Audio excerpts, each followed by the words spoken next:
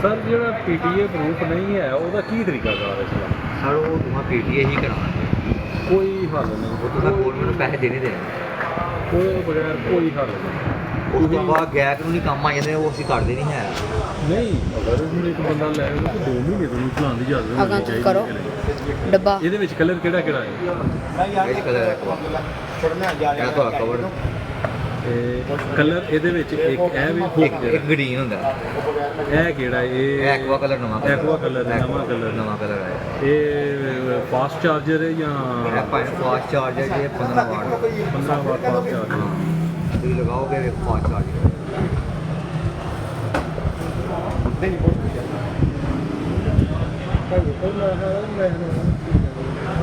black ਹੁੰਦਾ ਮਹਿਰੂਨ ਨਹੀਂ ਆਇਆ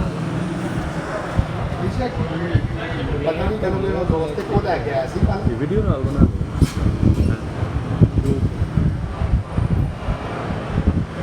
ਚੈਨਲ 'ਤੇ ਅਪਲੋਡ ਕਰ ਦਿਓ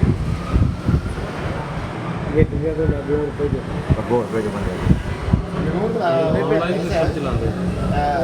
ਬੰਦੇ ਜਾਂ ਮੋਬਾਈਲ ਹੋਰ ਕੋਈ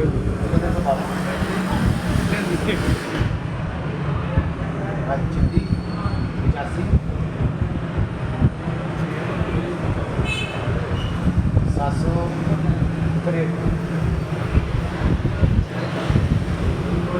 ਪਾਸਪੋਰਟ ਜਿਹੜੇ ਕੋਛੇ ਚੱਲਦੇ ਨੇ ਤੇ ਉਹ ਕਿਹੜੇ ਨੇ ਕਿੰਨੇ ਰੁਪਏ ਦੇ ਬਹੁਤ 7000 ਤੇ ਕਰੋ ਕਿ ਲੱਗ